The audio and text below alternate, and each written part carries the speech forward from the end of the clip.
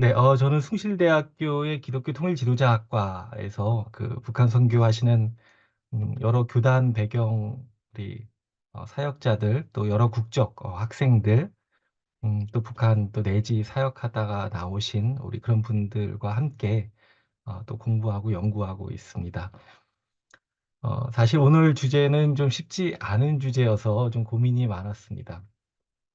우선 현재 남북한 관계가 그 빠른 속도로 바뀌고 있고 또 기존의 남북한을 규정하던 그 대내외적인 조건들이 어떻게 보면 너무나 이렇게 변화무쌍하게 전환되는 상황을 맞이하고 있잖아요. 그래서 이런 부분들을 균형 있게 정리하는 게 참 쉽지 않고 또 선교적인 관점까지 제시하는 부분들이 좀 부담스러웠지만 나름 좀 고민을 담아서 오늘 강의를 준비해 봤습니다.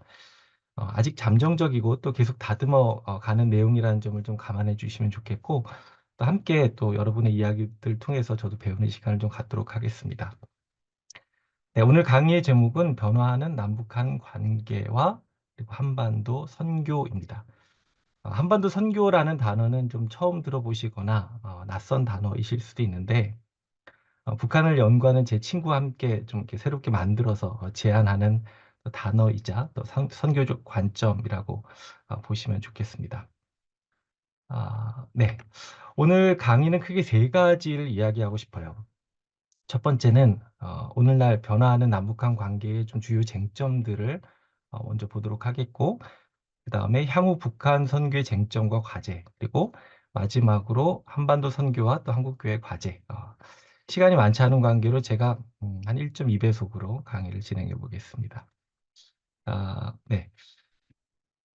제가 올해 5월 달에 가까운 지인으로부터 들었던 하나의 일화를 좀 나누고 싶습니다. 그 지인분은 미국 교포이시고 또 오랫동안 미국과 중국을 이렇게 오고 가면서 북한 사역을 해오셨던 분인데 올해 4월 말에 중국을 방문하셨습니다. 그때 중국의 심양에 머물면서 이제 다른 조선족 분들과 함께 심양에 있는 북한 음식점으로 들어가려고 하셨는데 갑자기 그 북한 음식점 입구에서 종업원들이 이분들의 입장을 이렇게 제재하고 막았다고 합니다. 그러면서 그 종업원들이 하는 말이 안 반갑습니다. 이랬다는 거예요. 더 이상 반갑지 않습니다. 이런 얘기를 하더라는 거죠. 그래서 결국은 그 식당을 들어가지 못하고 나올 수밖에 없었습니다. 그리고 나서 다른 이제 심양에 있는 또 다른 북한 음식점으로 갔는데 거기는 입장은 또 시켜주더래요. 근데 들어가서 이제 음식을 시킨 다음에 혹시 그 중국에 있는 북한 음식점을 가신 분들이 계실지 모르겠는데 그 노래를 요청하면 그 여종업원들이 노래를 이렇게 불러주거든요. 그래서 이분들이 종업원에게 그 유명한 노래 있잖아요. 반갑습니다라는 그 노래를 이렇게 청했다고 합니다. 그런데 어떻게 됐을까요? 그 종업원들이 그 노래는 끝까지 불러주지 않더랍니다. 끝까지 거절하더라는 거예요. 왜 그랬을까요? 어, 그 가사가 이렇게 시작되거든요. 동포 여러분, 형제 여러분, 이렇게 만나니 반갑습니다. 그러니까 이 노래를 더 이상 부르지 않았다라는 게 무엇을 의미하냐면 당신들은 더 이상 동포가 아니다라는 거죠. 음, 더 이상 반갑지 않다. 이런 이야기를 하고 있는 겁니다. 그러니까 왜 이런 일이 일어났을까? 이것은 작년 말 그리고 올해 초부터 시작해서 남북한 관계를 완전히 바꿔버리고 있는 그 북한의 입장 변화 때문에 그렇습니다. 소위 두 국가론 때문에 그런데 그것이 어떻게 보면 함축적으로 담긴 그 표현이 바로 안 반갑습니다라는 표현이 아닐까 이렇게 생각을 해봅니다.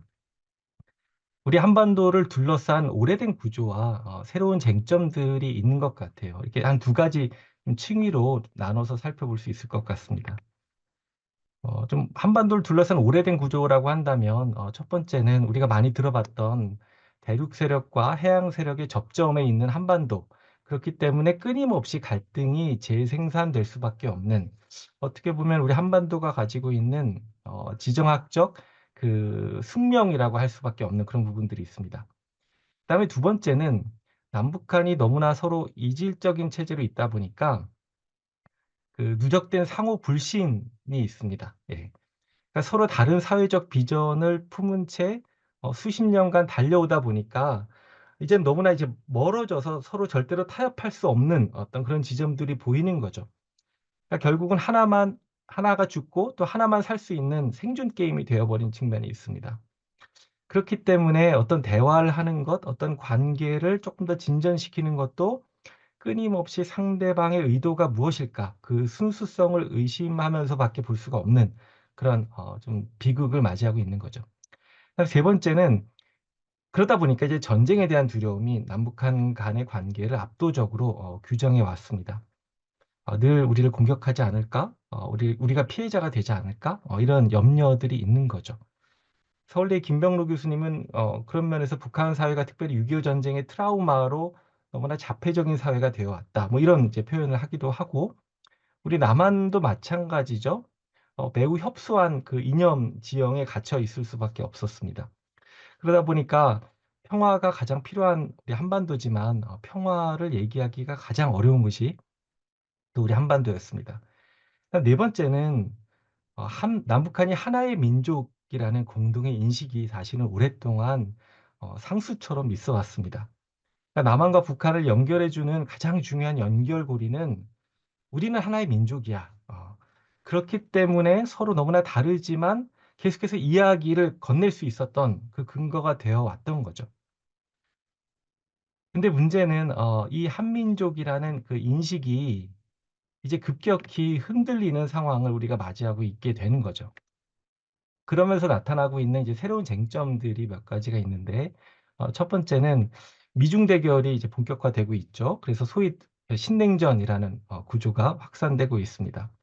북한은 북중러 진영 안으로 더 깊이 이렇게 유착하고 있고, 또 우리 한국은 미국을 의존을 깊이 하면서 가장 불편했던 일본과의 관계 개선까지도 시도할 만큼 위기감을 느끼고 있죠.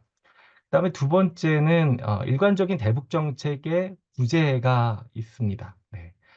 뭐 우리야 민주주의 특성상 계속해서 정권 교체를 맞이했잖아요. 그러다 보니까 북한에 대한 일관적인 어떤 정책을 해오지 못했던 거죠. 이게 가만히 따져보면 한 진보 정권 10년, 보수 정권 10년, 지난 20년 동안 해왔던 것 같아요. 그래서 각자 자신들이 원하는 정책을 해왔지만 어떻게 보면 그 어떤 결과도 나오지 않고 있는, 그래서 많은 국민들 안에 좀 이렇게 누적된 실패감, 북한과 관련해서 우리가 무엇을 할 수 있을까 이런 질문이 들고 있는 상황인 것을 보게 됩니다. 그다음에 세 번째는 이제 북한의 핵무기가 더 전략적으로 활용되기 시작했죠. 단지 어떤 자신들의 어떤 체제 안정만을 위한 것이 아니라 특정 목적을 위한 협상 카드로 이제 핵무기를 적극적으로 뭐 협박의 수단으로 이렇게 다뤄가고 있고, 거기다가 우리 남한이 같은 이제 민족이 아니다, 동포가 아니라고 했을 때는 이 핵무기가 남한을 향할 수 있다라는 점까지도 이제 암시하고 있는 거죠. 그리고 아까 그 오래된 어떤 하나의 민족이라고 했던 부분들이 지금 이제 두 국가로 전환되고 있는 상황을 우리는 지금 맞이하고 있습니다. 어떻게 보면 남한과 북한을 그 연결하는 마지막 남아있는 그 낭만적인 개념, 이 통일, 이 민족, 이 개념이 저 북한에 의해서 이제 폐기 처분 되고 있는 상황이다. 이렇게 볼 수가 있겠습니다. 이 두 국가론에 대한 이야기를 조금만 더 나눠보면 작년 12월 말에 김정은 위원장이 적대적인 두 국가 선언을 하게 되죠. 그래서 북남 관계는 더 이상 동족 관계, 동질 관계가 아닌 적대적인 두 국가 관계다. 그래서 전쟁 중에 있는 두 교전국 관계로 완전히 고착화됐다. 그러니까 이 말은 무슨 말이냐면 기존의 남북한을 규정하던 특수관계를 폐기하겠다는 거예요. 그러니까 91년도에 남북 기본합의서가 있었거든요. 이때 남과 북은 나라와 나라 간의 관계가 아닌 통일을 지향하는 과정에서 잠정적으로 형성되는 특수한 관계다. 이렇게 서로 여겨왔거든요. 그러다 보니까 서로 부를 때 북측, 남측 이렇게 불렀단 말이에요. 그러니까 우리는 구별된 두 국가가 아니라 언젠가는 통일을 해서 하나의 나라를 이룰 형제 관계다라고 얘기를 했던 거죠. 근데 이제 김정은이 이런 식으로 이제 막 말을 쏟아내기 시작을 했던 겁니다. 통일 가능성 더 이상 없다. 우리를 주적으로 선포한 족속은 더 이상 화해 또 통일 상대 아니다. 그러면서 남한을 상대하고 있던 그 대남 사업기구들도 정리를 했고, 그 다음에 예, 그 이번 달 중순이었죠. 남북한을 연결하던 뭐 모든 도로들 이런 것들을 다 폭파하기 시작합니다. 더 이상 남한과 상관없이 자신들은 살아가겠다 이런 얘기를 했던 거죠. 그다음에 올해 초에 나왔던 뉴스죠. 3대 연장 기념탑, 조국 통일 이런 부분들도 다 철거를 했습니다. 아버지가 만들었는데 이걸 철거했던 거죠. 그리고 북한의 일기예보에서 더 이상 남쪽을 보여주지 않고 있습니다. 그리고 며칠 전부터 나왔던 뉴스죠.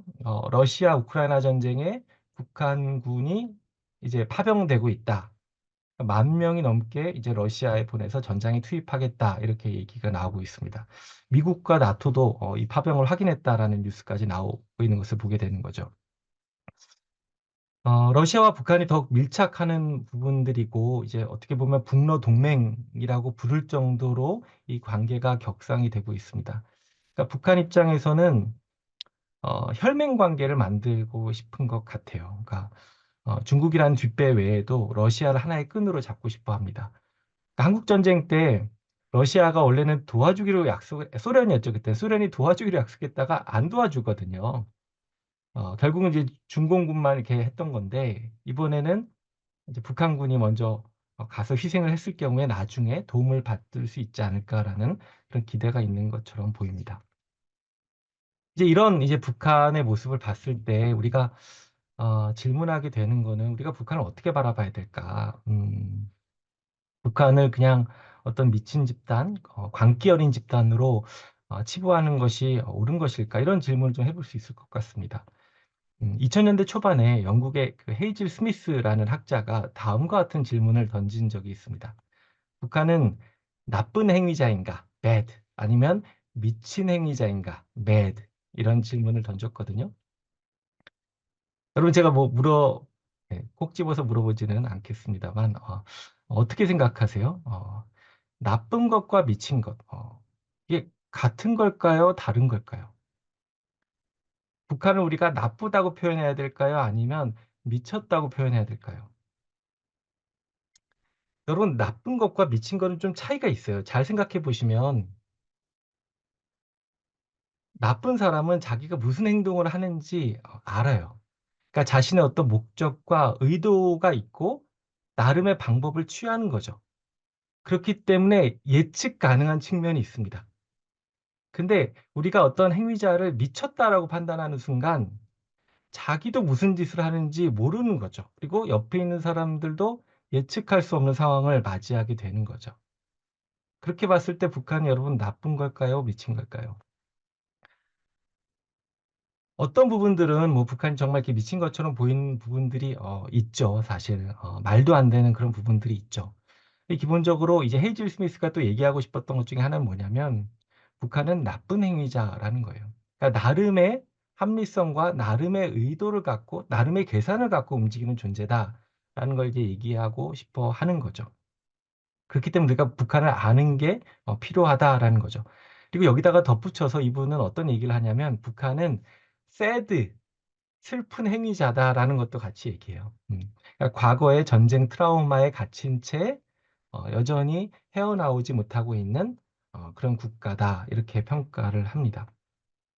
이렇게 봤을 때 이 북한이 두 국가로 가고 있는 이 흐름들은 사실은 그냥 어쩌다가 나온 게 아니라 철저한 계산과 목적 가운데 나온 것이다라고 볼 수 있는 측면이 있는 것 같아요.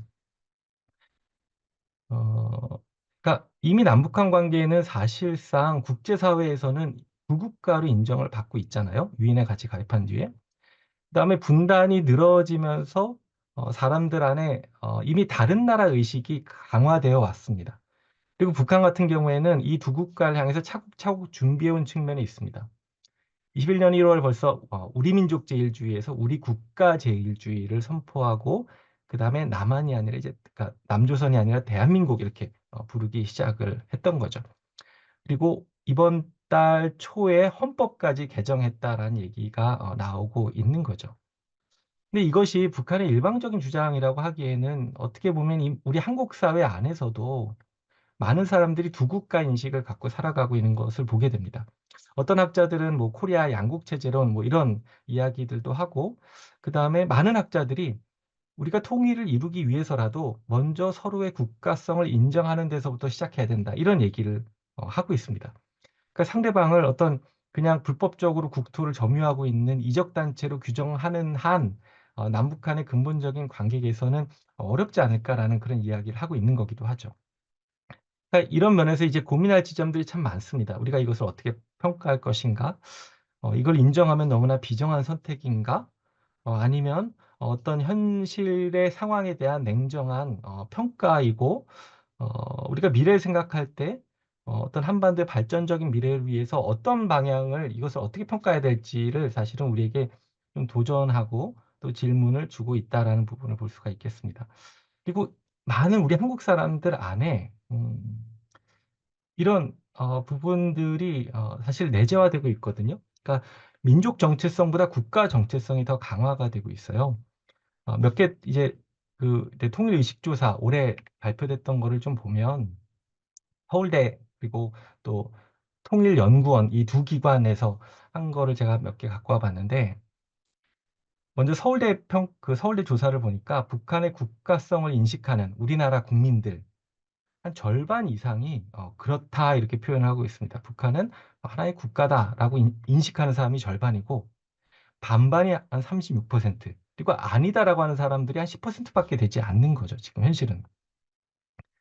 통일연구원 쪽의 조사도 보니까 남북한이 꼭 통일이 돼야 된다라는 입장보다 그냥 평화적으로 같이 따로 살자라는 입장이 훨씬 더 높은 것을 우리가 또 볼 수가 있습니다.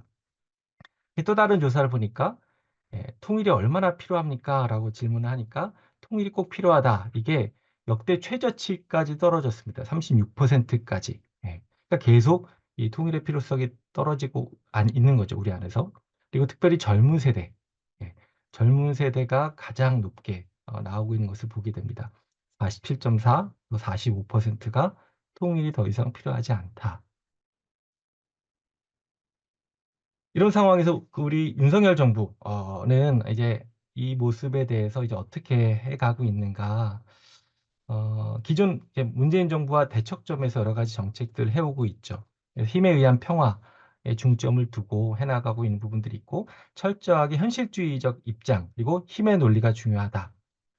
그리고 북한의 비핵화 성취를 목표로 하고 있지만 그것을 이제 어떻게 해야 되는지에 대해서는 사실은 보여주고 있는 게 별로 없어요. 어떻게 보면 이제 미국의 의지에서 뭔가를 하고 싶어 하는데 사실은 아직 그 길이 별로 잘 보이지 않는 상황 가운데 있습니다.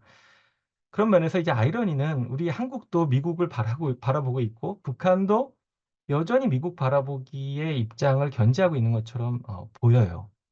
2019년에 하노이 회담이 엎어졌지만 미국을 향한 일련의 어떤 기대들, 그다음에 직접談判의 가능성을 포기하고 있지 않은 것처럼 보이게 되고, 아마 다음 이제 미국 대선 결과 보고 북한이 또 뭔가 딜을 걸려고 하는 것처럼 보이는 부분들이 분명히 또 저도 여러 가지 이렇게 통로 통해서 그런 부분들을 듣고 있습니다. 문제는 이제 남북한 관계인 것 같아요. 그러니까 계속해서 긴장이 고조가 되고 있잖아요. 그러니까 강 대 강. 그러니까 서로 지금 뭐 "덤비면 한 대 치겠다." 막 이런 얘기들이 나오고 있고, 그다음에 뭐 우리 정부에서도 뭐 "북한이 도발하면 먼저 조치하고 후 보고하라." 이렇게 얘기를 하는데, 이런 게 정말 위험한 거거든요. 그러니까 어떤 현장 지휘자가 큰 그림 보지 못하고 섣부르게 통제되지 않은 채로 어떤 강경한 대응을 했다가 이게 큰 이제 전쟁까지 확전이 될 수 있는 그 위험들이 있는 거죠. 그러니까 아무런 이 남북한 관계를 지금 중재할 수 있는 통로, 세력이 없다라는 게 지금 남북한 관계에서 가장 좀 위험한 요소가 아닌가라는 부분들이 있고, 그다음에 안보 딜레마가 있죠. 내가 내 안전 지키기 위해서 무기를 더 준비하면 상대방은 그걸 위협으로 느끼고 또 무기 만들고, 그럼 나는 더 위협 느껴서 또 무기를 더 강화시키고, 이런 지금 딜레마 가운데 빠져 있는 것을 보게 됩니다. 그 뭐 통일 정책 여러 가지 얘기를 하고 있는데, 네, 이건 좀 더 두고 봐야 될 것 같아요. 뭐 아직 평가하기 좀 이른 것 같고, 뭐 이런 이제 "자유민주 통일 국가를 우리가 만들어 가겠다." 얘기를 하고 있습니다.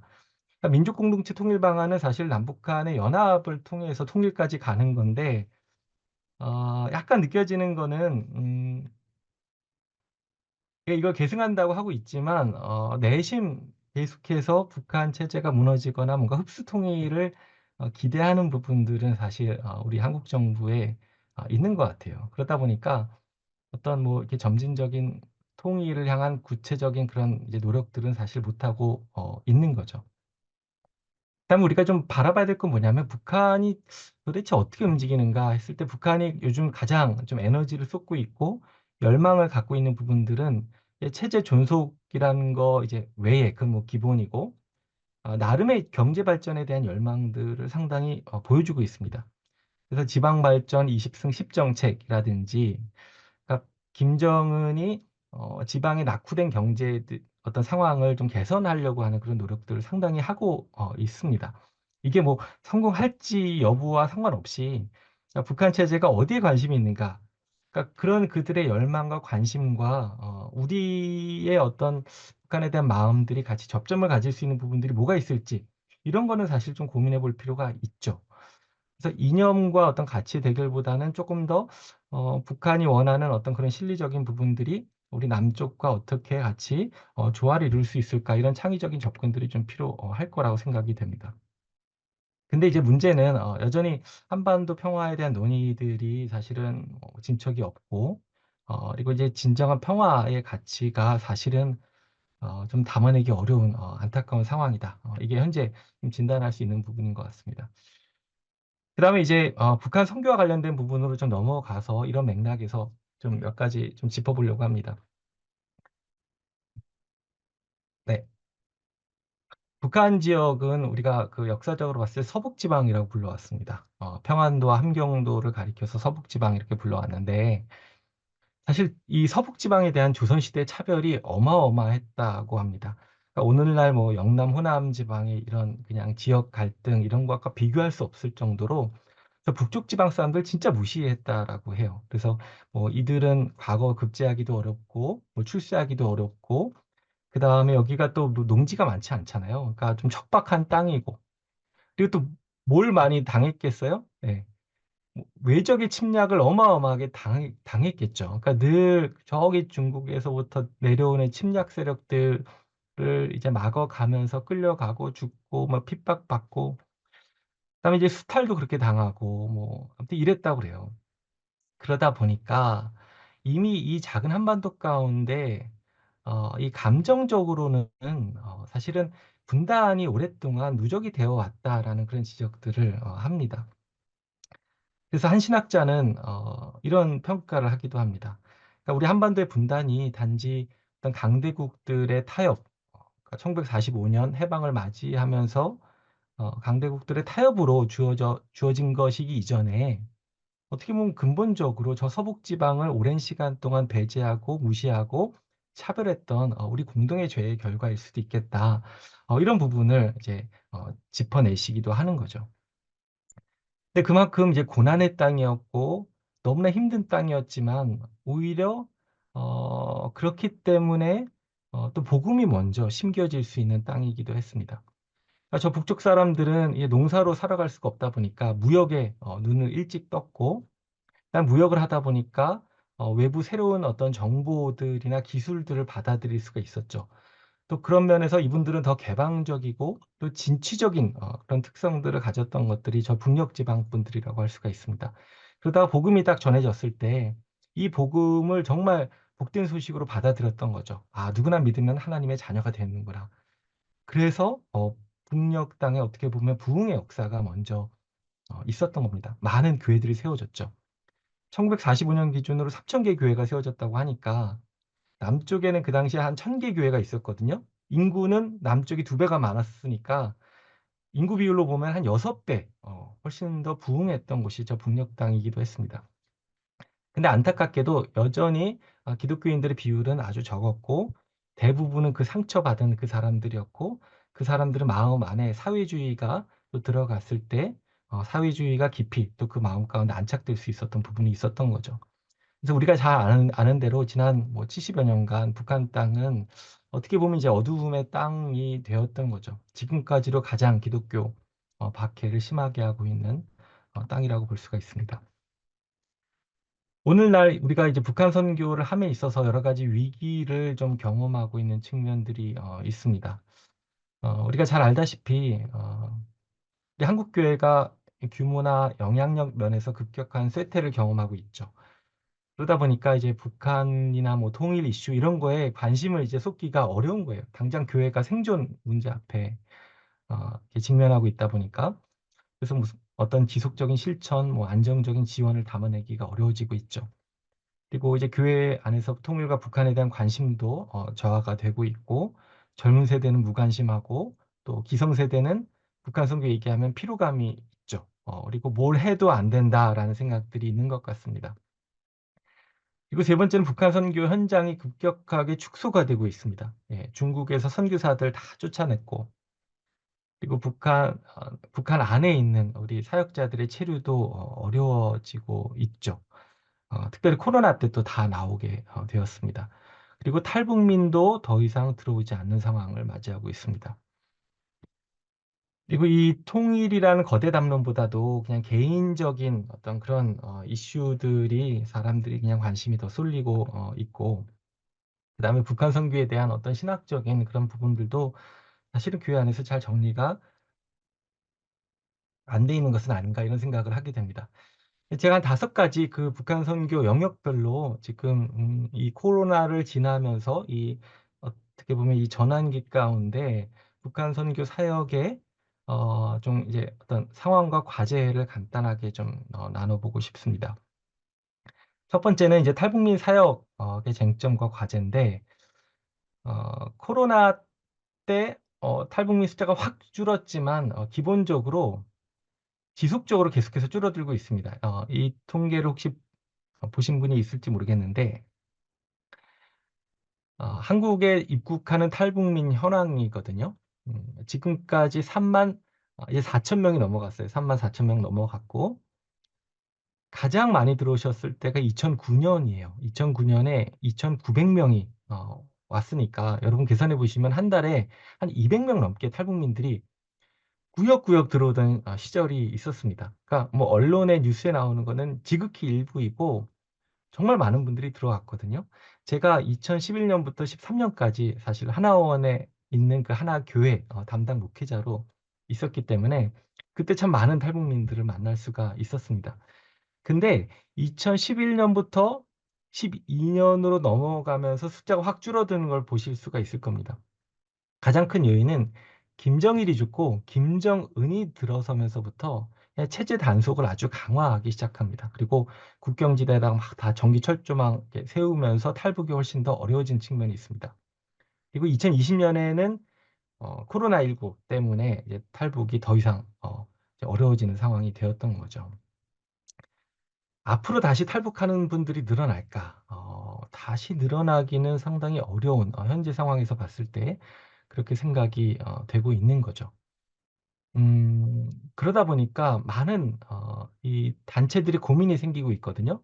왜냐하면 그동안 탈북민 선교는 이런 방식으로 있어 왔어요. 그러니까 북한 선교에 있어서 월남민 중심 선교가 이렇게 캐리를 쭉 했죠. 해방 후에 한 50년 동안. 그러다가 이 1세대 분들이 북한 출신 분들이 돌아가시면서 북한 선교의 동력이 약화될 때쯤에 김일성이 죽고 고난행군 때문에 탈북민들이 이제 몰려 들어오는 한 20여 년의 시대가 우리에게 주어졌던 거예요. 그러니까 한국 교회의 어떤 북한 선교에 대한 열망이 막 다시금 이때 일어나고 막 북한 분들 만나고 이런 시간들이 있었던 거죠. 탈북민 대상 선교가 있었죠. 그런데 이제 팬데믹을 건너면서 많은 교회와 단체들이 이 탈북민들 대상으로 사역하다가 더 이상 오지 않는 상황에서 이 멘붕에 빠진 거죠. '무엇을 해야 될까?' 이런 고민이 지금 있는 겁니다. 그러니까 어떻게 보면 이제 저는 탈북민 사역 2.0으로 전환해야 되는 시대가 되었다라고 생각이 되고 그래서 신규 입국자 중심에서 이미 입국한 탈북민들 특별히 우리 교회를 거쳐갔지만 교회에 정착하지 못하고 놓쳤던 많은 사람들이 있거든요. 그러니까 탈북민들의 교회 정착 비율이 한 10%가 채 안 되는 것 같아요. 한 절반 이상은 교회를 처음에 방문하지만 교회에서 상처 입고 이런저런 이유로 다 떠나가요. 그러니까 그렇게 놓쳤던 분들에게 다시 시선을 돌려서 그분들을 찾아가는 일들이 앞으로 탈북민 사역에 있어서 중요한 부분이겠다라고 생각이 되고, 또 하나 이제 중요한 건 뭐냐면, 이제는 지난 20여 년 동안 한국 교회가 시행착오도 많았고 실패도 많았지만 열매가 있다고 한다면 탈북민 교회가 70개가 개척이 됐어요. 탈북민 목회자가 한 200명 정도 됩니다. 예.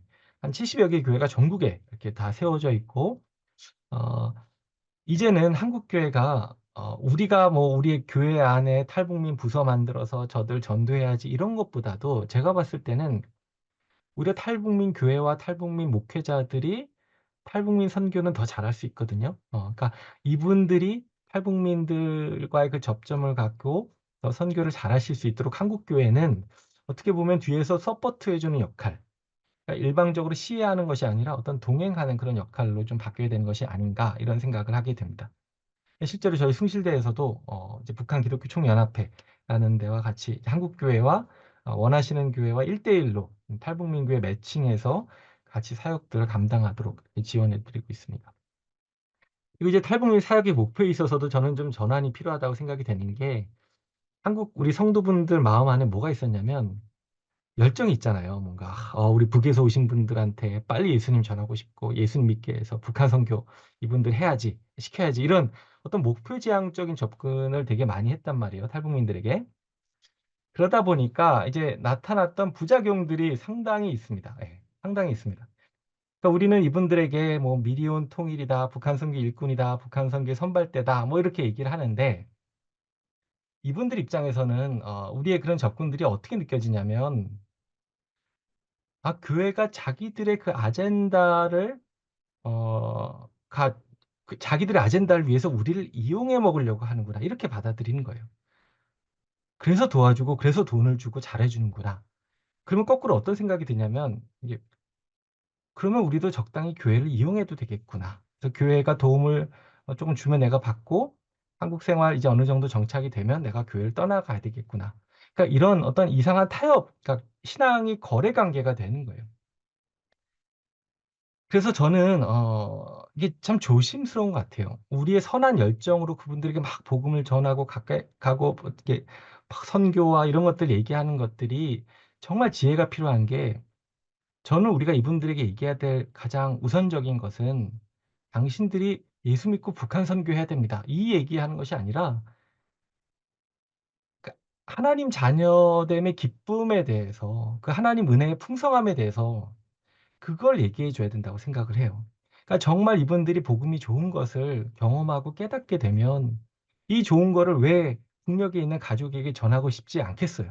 그러니까 하지 말라고 그래도 자신이 '북한 선교를 해야 되겠다.' 이렇게 생각을 하겠죠. 그러니까 우리가 어떤 도구적 목적으로 너무 이분들에게 접근했을 때 가져오게 되는 그런 문제점들에 대한 성찰이 좀 필요한 시점이라고 생각이 됩니다. 그래서 "당신들 북한에서 왔으니까 다시 북한 가세요." 이런 얘기하는 것보다 "이제는 좀 쉬세요. 저희가 할게요." 예. 이런 말 해야지 정말 위로받고, 예, 감동받지 않을까 이렇게 생각을 하는 거죠. 그다음에 이제 탈북민 많은 부서 사역들이 있습니다. 교회 주로 중대형 교회 위주로 이렇게 있는데, 아 제가 가만히 보니까 그냥 교회 안에서 또 하나의 섬이 되어 가는 경우들이 상당히 있습니다. 그리고 몇몇 교회들은 20년 동안 탈북민 부서가 있었는데 그 안에서 양육된 탈북민 리더와 목회자가 없는 거예요. 그러니까 계속해서 그냥 일방적으로 시해만 하고 어떤 리더의 위치에 세워서 이분들을 이렇게 정말 리더십을 키워가는 역할들을 못 했다라는 것들을 좀 보게 되고요. 그다음에 장기적으로 어떤 방향으로 가야 될지에 대한 고민을 좀 할 때가 되지 않았는가. 제가 봤을 때는 좋은 우리 탈북민 목회자 세워서 분립개척하는 것도 하나의 모델이 될 필요가 있지 않을까. 그리고 이제는 쪼끔 더 동등한 하나님 나라의 파트너로 그분들을 보면 좋겠다라는 생각을 이제 하게 되는 거죠.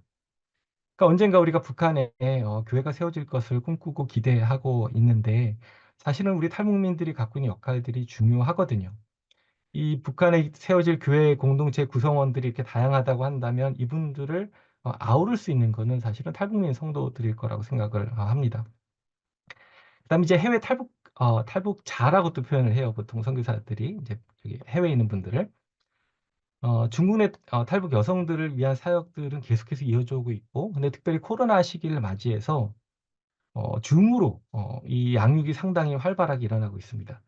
제가 8월 말에 어떤 이제 교회 가서 설교를 하는데 탈북민 교회인데 앞에 있는 분은 뭐 한 10분, 20분밖에 안 되는데 그 줌으로 온라인상으로 얼굴 이렇게 들어와 있는 분들이 큰 모니터에 57명이 들어와 계시더라고요. 근데 다 북한 안에 있는 북한 여성들이에요. 다 인신매매 당해서 팔려가서 살아가고 있는 분들.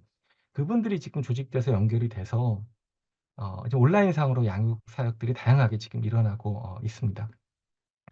근데 제가 한 열흘 전에 지금 여기 중국을 가서 그곳에 있는 북한 여성분들을 만날 수 있는 그런 기회를 좀 가졌습니다.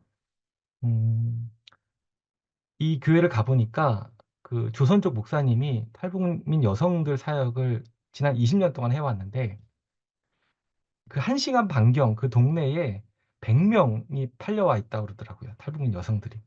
그리고 그중에 지금 한 16명 정도 같이 공동체로 교회에서 같이 이제 예배드리고 신앙생활하고 있는 것을 보게 되는데 개인적인 얘기를 드리면 제가 보통 탈북민들 만나면 제가 하나원에 있었다라는 얘기를 이렇게 하거든요. 그러면 또 반가워하시기도 하고. 근데 여기 중국에 있는 여성분들에게는 그 얘기를 차마 할 수가 없더라고요. 그러니까 이분들에게는 매일매일 어떤 것과 씨름하고 있냐면 내가 한국에 들어가야 되나 아니면 여기 있어야 되나라는 고민을 하고 계시더라고요. 그러니까 신분이 20년이 지나도록 여전히 보장이 되지 않고 누가 이렇게 고발하면 바로 북송당하고 병원에 가도 제대로 치료받지 못하고 그리고 제대로 취직할 수도 없는 그러니까 장애인이나 아주 나이 든 그런 남편과 그냥 살아가면서 버티고 있는 거죠. 그러니까 유일한 소망이 있으면 이제 아이들이 있는 건데 이제 아이들이 한 20살이 다 되어 가요. 그러니까 이분들이 2000년대 전후로 많이 팔려왔거든요. 그러니까 그때 낳은 아이들이 벌써 지금 다 장성한 거죠. 그러니까 이제 다 떠나가고 없는 거예요. 그래서 이제 고민들을 하는 거죠. 그리고 그 중에서는 같이 공동체를 이루고 있던 분들 중에 남한으로 이분들 표현으로는 도망갔다 이렇게 얘기를 해요. 그러니까 남한으로 도망간 분들이 많이 있다. 아, 그러니까 한 분은 이 얘기를 하는 거예요. 나는 북한에다가 5살짜리 내 아들 내가 버려두고 왔는데 버려두고 온 게 아니죠. 어쩔 수 없이 이렇게 놓고 오게 되는데 여기서 내가 또 어떻게 버려두고 지금 자식을 두고 내가 한국 갈 수 있을까? 이런 이제 고민을 하면서도 또 한국 간 사람들의 소식을 듣게 되면 또 마음이 흔들리고 이런 것을 좀 보게 되었습니다. 그러니까 이 자녀들에 대한 양육이 사실은 되게 필요하고 중요한 지점이 아닐까. 그리고 이 자녀들 중에서는 지금 한국 와서 공부하고 있는 친구들이 꽤 있거든요. 저희 숭실대에도 어학당 다니다가 이번에 이제 1학년 들어가서 공부하고 있는 친구들도 있는데 이 북한 여성들의 자녀들, 우리 한국 교회가 좀 책임져야 되지 않을까 이런 마음이 듭니다. 그리고 이제 러시아나 이런 데도 점점 더 탈북 노동자들이 많아지고 있는 상황이죠. 왜냐하면 북한 러시아 관계가 이게 좋아지고 있다 보니까. 그래서 최근에 제가 만난 선교사님은 러시아에 있는 복음주의 교회들이 있대요. 그 교회들이 또 아주 열정이 있고 북한 상황과 북한 선교에 대한 얘기를 하니까 몰랐대요. 북한이 그렇게 힘든 상황이고 북한 사람들이 이렇게 러시아 많이 와 있는지 몰랐다고 하면서 이제 같이 신방 다니고 그랬는데 러시아 사람들은 기본 400km, 1000km는 기본 신방하러 다닌대요. 워낙 땅덩어리가 넓다 보니까 거기 이제 침례 교인들 교회들이 있는데 정말 열정 있는 그런 분들 그래서 그런 교회들과 또 하는 어떤 그런 사역들이 일어나고 있다라는 점도 좀 말씀드리고 싶습니다. 그다음에 이제 북한 내지 사역이 있죠. 아까 우리가 제일 처음에 영상을 봤었는데 2000년대 이후에 본격화되기 시작했고 지금은 중단되어 있지만 여러 관측통에 의하면 올해 하반기부터 다시 재개가 될 가능성들이 있습니다. 음, 그러면서 이렇게 보니까 지난 20년 동안 한국 교회는 북한 내지에 대해서 관심이 없었는데 하나님께서는 많은 우리 한인 디아스포라를 세우셔서 저 북한 땅에 빛을 비추는 그리고 아까 창문이라고 하셨잖아요. 그 창을 만들어 가시는 일들을 해왔다라는 것을 보게 됩니다. 그리고 앞으로는 어떻게 보면 이 사회주의 국가, 북한과 척을 지지 않은, 그러니까 뭐 이런 국가들 분들이 더 들어갈 수 있을 것 같고, 최근에는 브라질 교회가 북한에 대한 마음을 뜨겁게 품고 있습니다. 그래서 지금 뭐 수백 명이 준비하고 있고, 브라질 또 사역자도 저희 학교 와서 공부하면서 이 북한 선교 배워갈 지금 준비를 좀 하고 있고요. 그다음에 저희 과에도 보면 전 세계 곳곳에서 하나님께서 북한에 대한 마음을 주셔서 기도하다가 오신 분들이 있는 거예요. 뭐 베네수엘라 분도 있고, 필리핀, 뭐 홍콩, 싱가포르, 수단. 우리가 아프리카 마음 품고 선교사가 나갔던 것처럼 그분들은 북한을 마음 품고 준비하다가 이제 그렇게 북한 들어갈 준비를 하는 분들이 있는 거죠. 그러니까 이 시대 가운데는 하나님께서 새로운 사람들을 북한을 위해서 세우고 계시다. 그러니까 북한 선교가 세계 선교와 접점을 좀 이루게 되는 그런 상황을 맞이하고 있는 것 같습니다. 그랬을 때 앞으로 다시 이제 북한이 열리게 되면 여러 가지 또 과제들이 있죠. 1세대 사역자들은 늘 이 어느 정도 북한과 적당한 이제 타협을 이루면서 또 해왔던 대북 지원하던 분들도 있지만 앞으로는 투명성과 효과성 이런 것들이 더 중요하겠고 그리고 북한이 예전처럼 일방적으로 어떤 이렇게 도움을 받기만 하는 건 원하지 않을 가능성이 크고 어 조금 더 윈윈이 되는 어떤 그런 방식의 선교가 일어날 가능성이 많습니다. 북한이 그걸 원합니다.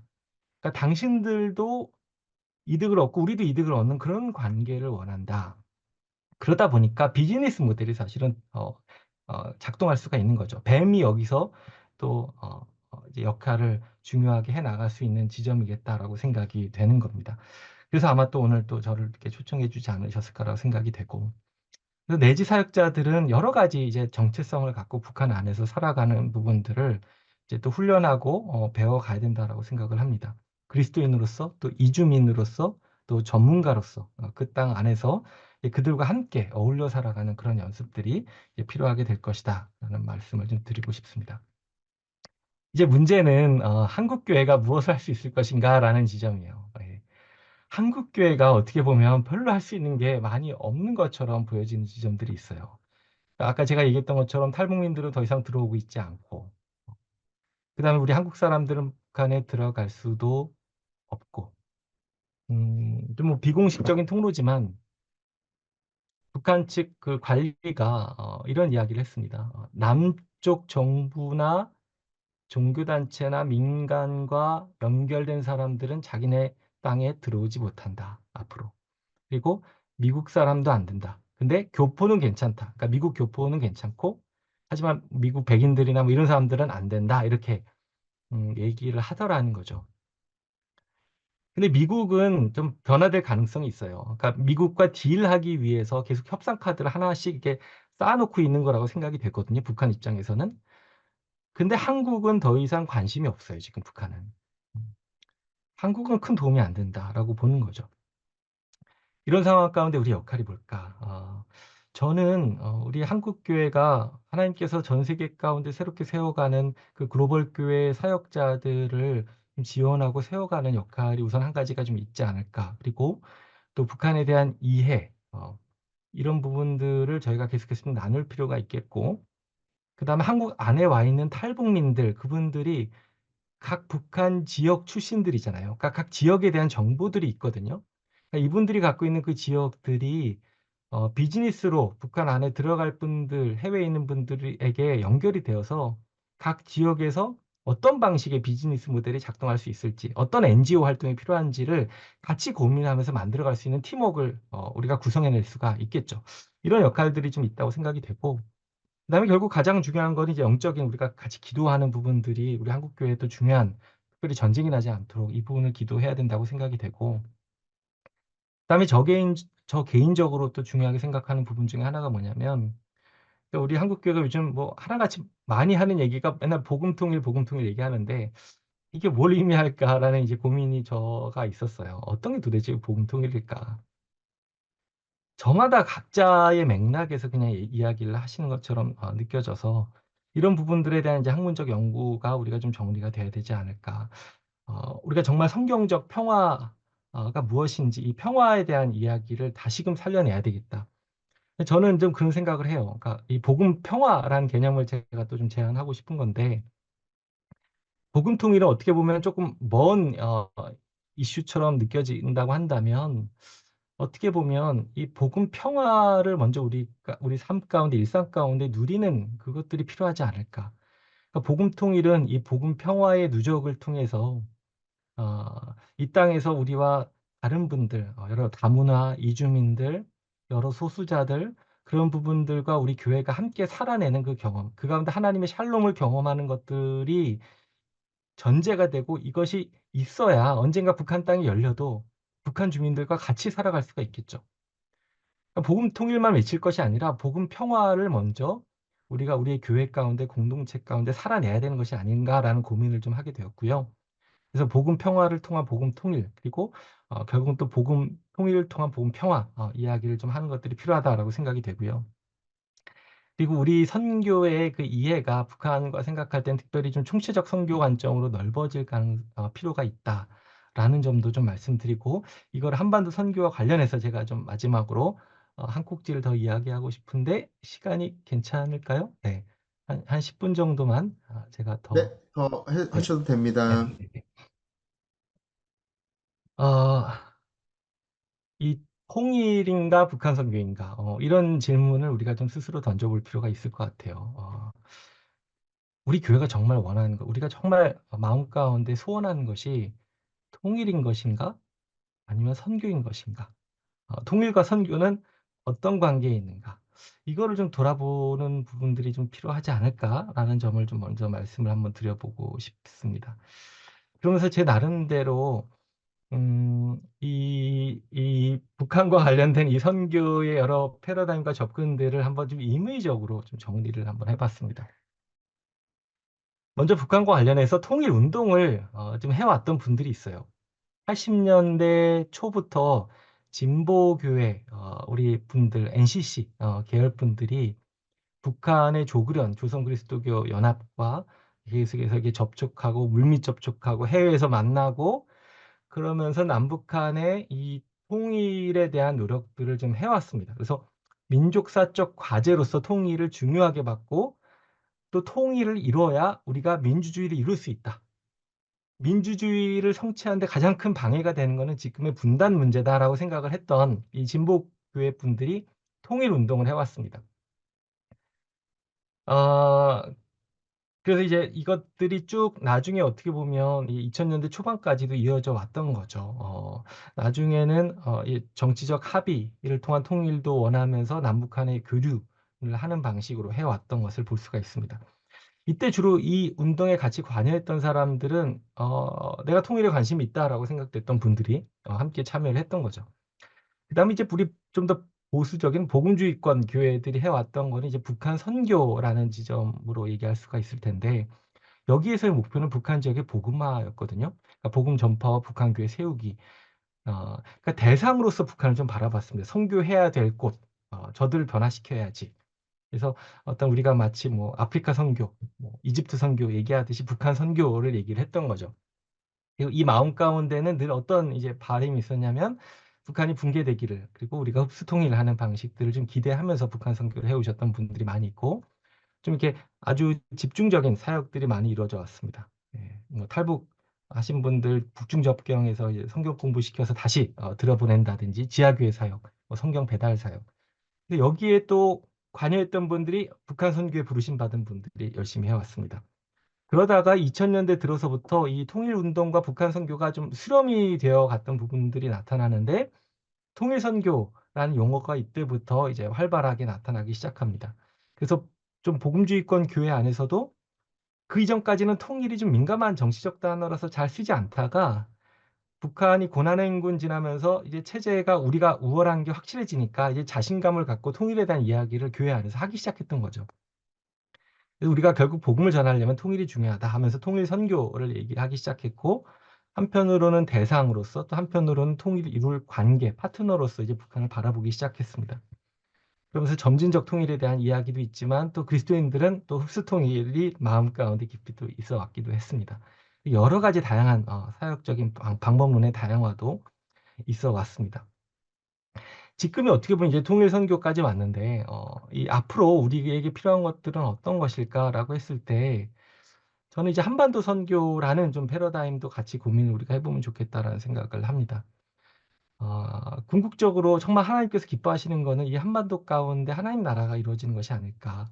근데 그렇다고 했을 때 저 북한만이 선교의 대상이고 저들만 변화해야 되는 것으로 제한하는 것이 아니라, 우리 남한과 북한이 함께 복음의 빛 아래에서 변화되어 가야 되는 것으로 이해하는 것이 더 맞지 않을까. 우리가 함께 변화가 되고 준비가 되지 않으면 북한 사람을 품을 수가 없거든요. 이게 탈북민 선교 지난 20년 동안 보여주는 부분이라고 저는 생각을 합니다. 그다음 또 한 가지, 저는 통일에 대한 이해를 우리가 조금 다변화할 수 있는 좀 고민의 지점들이 있다라고 생각을 해요. 그러니까 궁극적으로 우리가 꼭 통일, 하나의 나라, 정치 제도적 통일을 우리가 꼭 원하는 거냐, 아니면 복음이 결국 그 땅에 전해지는 것을 원하느냐라고 생각했을 때, 복음이 우리의 궁극적인 목적이라고 한다면 통일은 우리가 조금 더 다양한 모습들을 열어놓고 고민하고 추구해 갈 수 있지 않을까라는 생각을 하게 되는 거죠. 어 그리고 통일을 생각하더라도 우리가 통일 이전에는 우리 안에 분단의 문제, 우리 안에 있는 어떤 적개심과 이런 화해하지 못한 부분들에 대한 성찰의 과정들이 우리 교회 안에서 있어야 되겠고, 그리고 통일 이후에는 사회 통합의 그런 이슈들도 준비를 해 가는 부분들도 있어야 되겠죠. 그리고 그런 과정이 아니다고 하더라도 사실상의 통일. 그러니까 제가 만난 여러 탈북민들은 이런 얘기를 해요. 젊은 분들은 "우리는 통일이 안 돼도 괜찮다. 다만 내 고향을 내가 자유롭게 왕래할 수 있으면 나는 그걸로 충분하다." 이런 분들을 제가 요즘 계속 만나고 있습니다. 어 이제 그런 관점으로 바라보는 것도 필요하겠고, 그다음에 저는 이제 복음 통일을 우리가 좀 생각을 할 때 이 복음 통일이라는 개념이 너무나 소중한데, 이것을 어떤 특정 정치 제도적 통일과 동일시해서는 안 된다라고 생각이 돼요. 제가 계속 이제 좀 이 부분을 연구하고 이제 좀 써 내려가고 있는데, 이 다음 페이지에서 좀 더 이 부분을 좀 얘기를 하도록 하겠습니다. 그래서 복음 통일과 복음 평화를 저는 좀 같이 강조하고 싶고, 그다음에 우리의 이해가 총체적 선교 이해로 더 확장이 되어 가야 되고, 그리고 특정한 사람들만이 하는 것이 북한 선교가 아니라 한반도 선교가 된 이상 이 한반도에서 살아가는 모든 그리스도인들이 하나님의 선교적 부르심을 따라 일상 가운데 살아가는 것. 저는 이게 한반도 선교라고 생각을 하거든요. 그렇다고 했을 때 내 삶 속에서 내가 선교적 삶을 살아갈 때 나의 은사와 나의 어떤 특별한 어떤 그 직업을 갖고 이런 선교적 삶의 그 제자도가 준비된 사람들은 언젠가 북한이 열리든 여러 가지 방식이 열려졌을 때 저는 하나님 앞에 그때 또 순종해서 바로 이 한반도 선교로 또 북한을 향해서 저는 달려갈 수 있는 분들이라고 생각을 합니다. 그래서 이 한반도 선교의 관점에서 우리가, 그러니까 기존 거를 뭐 다 부정한다는 얘기가 아니라 통일 선교든 북한 선교든 이 한반도 선교 안에 같이 이것들이 수렴이 되는 부분들이 있지 않을까라고 저는 이제 생각을 하는 거죠. 그래서 좀 이런 새로운 패러다임으로 바라보면 좋겠다. 그래서 복음 통일은 기본적으로는 저는 신학적으로 종말론적 이해 가운데 기초하고 있다고 생각을 합니다. 그래서 에베소서 1장 10 절에 세 번역으로 보면 "하나님의 계획은 때가 차면 하늘과 땅에 있는 모든 것을 그리스도 안에서 그분을 머리로 하여 통일시키는 것입니다." 예수 그리스도 안에서의 하나됨, 이게 가장 온전한 이제 복음 통일의 그림이라고 한다면, 우리 한반도에서 복음 통일이라는 조금 더 구체적인 이 시공간 안으로 이게 들어왔을 때에는 이렇게 저는 정의하고 싶은 거죠. 예수 그리스도 안에서 이루어질 만유 통일의 비전을 21 세기의 분단된 한반도라는 특정한 시공간 속에서 담아내는 신학적 또 실천적 기획이다. 그래서 우리가 너무 어떠한 특정 뭐 어떤 정부의 어떤 특별한 뭐 이런 제도적 정치적 통일로 이거를 이렇게 밀착시키는 게 저는 항상 좀 조심스러움이 있는 것 같아요. 어떤 정치적인 이념과 약간의 거리를 좀 둬야 된다고 보는 것이고, 그래서 복음 통일을 향한 실천은 하나님의 통치가 이 한반도 모든 구성원들 가운데 임하기를 간구하고, 또 우리는 그 증인으로 살아가는 것이라고 저는 생각을 합니다. 그래서 저는 이런 부분에서 총체적 선교라고 생각이 되는 부분이, 그러니까 저 개인의 그 사명이라고 생각되는 부분들이 어떤 거냐면, 제가 목회자로 부르심 받은 것과 또 지금 살아가는 데 있어서 핵심적인 거는 이 계시록 21 장에 눈물을 닦는 사역. 그러니까 하나님께서 눈물을 닦아 주시잖아요. 그리고 하나님께서 함께 하심을 보여주시잖아요. 그러니까 저는 이 두 가지가 제 사역에 있어서 핵심이라고 생각이 되거든요. 그러니까 정말 고통받는 자들과 함께 그들의 눈물을 닦아 주는 사역이 되어야 되고, 그리고 그분들에게 그 닦여진 눈으로 하나님을 바라볼 수 있도록, 그러니까 복음을 전하는 그 두 사역을 저는 이 계시록의 비전 가운데 이것을 오늘에 당겨서 이제 살아가는 그런 마음들을 갖고 있는 거죠. 네, 그래서 간단하게 그냥 이제 복음통일론에 맞춰서 우리 한국교회 과제가 뭘까라고 제가 논문을 최근에 하나 썼는데 거기에 이제 몇 가지만 간단하게 갖고 온 거를 나누고 정리를 좀 하도록 하겠습니다. 그래서 우리 한국교회는 좀 사람에게 언제나 좀 맞춰서 모든 실천을 해 나가야 되지 않을까. 남북한의 적대적인 대결 속에서도 사람의 회복을 얘기를 해야 되고요. 그래서 어떻게 북한 주민들을 살려낼 수 있을까? 그런 면에서 저는 인권에 대한 얘기도 해야 된다고 보고요. 또 동시에 대북 지원 뭐 이런 어떤 사람들의 신체적 건강, 삶의 질, 또 내면적 건강 부분도 우리가 교회는 사실은 둘 다 얘기를 해야 된다고 생각을 합니다. 그리고 또 사회적 취약계층 위한 지원 무엇을 할 수 있을까? 네, 이런 부분들이 우리의 과제고 또 하나는 한국교회 그런 면에서 우리 사명 중에 하나는 치유가 돼야 되지 않을까? 그러니까 우리가 이 대사회적으로 던질 수 있는 가장 교회의 메시지는 치유라고 저는 생각을 하거든요, 오늘날. 그래서 북한 사회 안에 있는 그 고통받는 사람들에 대한 치유, 그리고 우리 남한 안에도 이게 가득 차 있는 그 상처와 적개심에 대한 치유들이 필요하다라고 생각이 되는 거죠. 그래서 오늘 우리 한국 사회가 포스트 크리스텐덤 시대를 맞이하고 있잖아요. 우리 한국 교회가 중심부로부터 한국 사회 중심부로부터 점점 밀려나고 있는데 뭐 좀 조심스럽지만 저는 어떤 우리가 큰 대규모 이런 어떤 집회를 하는 그러니까 우리의 어떤 세를 과시하는 방식으로 세상에 메시지를 던지는 것보다 더 필요한 건 뭐냐면 정말 세상 가운데 감동을 주려고 하면 오히려 이 치유의 메시지를 던져야 되는 것 아닌가. 그러니까 고난과 아픔의 지점에서 상처받는 이들과 함께 동행하면서 드러내는 목소리가 돼야 될 때 우리 한국 사회도 변화시키고 또 저 북한의 마음도 열어갈 수 있지 않을까. 그래서 이 치유의 우리 통일론을 좀 생각을 하게 됩니다. 그래서 늘 우리가 지향해야 될 거는 좌나 우나 그것이 아니라 하나님 나라가 무엇일까? 이런 고민을 해야 된다고 생각이 되고 그런 면에서 저한테 좀 이렇게 늘 인사이트를 주는 비유는 뭐냐면 독수리거든요. 그러니까 좌익, 우익. 그러니까 새가 날개가 있잖아요. 이게 날개잖아요.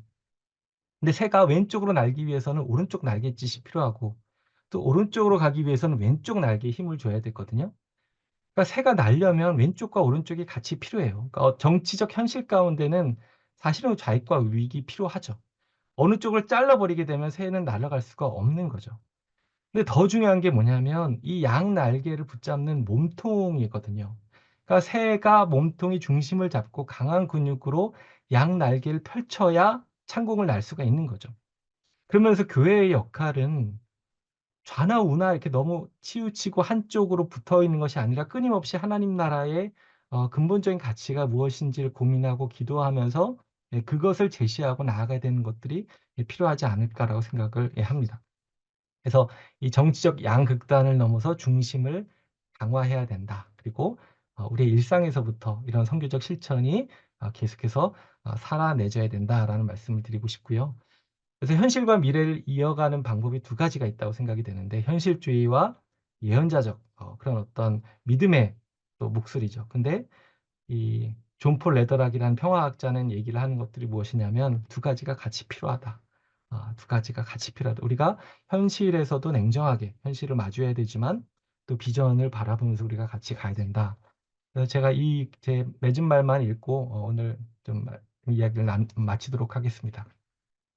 한국교회 북한과 통일에 대한 이해는 지나치게 현실주의에 경도되어 힘과 정치 논리에 좌우되어서도 안 되며 또 지나치게 이상적이어서 복잡 다단한 현실과 역사 속에 켜켜이 쌓인 갈등의 문제를 간과해서도 안 될 것이다. 오히려 이상과 현실 사이의 긴장 속에서 고뇌하고 기도하며 정치적인 여러 이념들 사이에서도 거리를 두면서 이 시대 가운데 예언자적 역할을 감당해야 할 것이다. 복음 평화의 일상적인 실천과 교육을 통하여 하나님께서 이끄시는 한반도 회복과 복음 통일 역사가 속히 일어나기를 간절히 기도한다. 네, 여기까지 마무리하겠습니다. 감사합니다.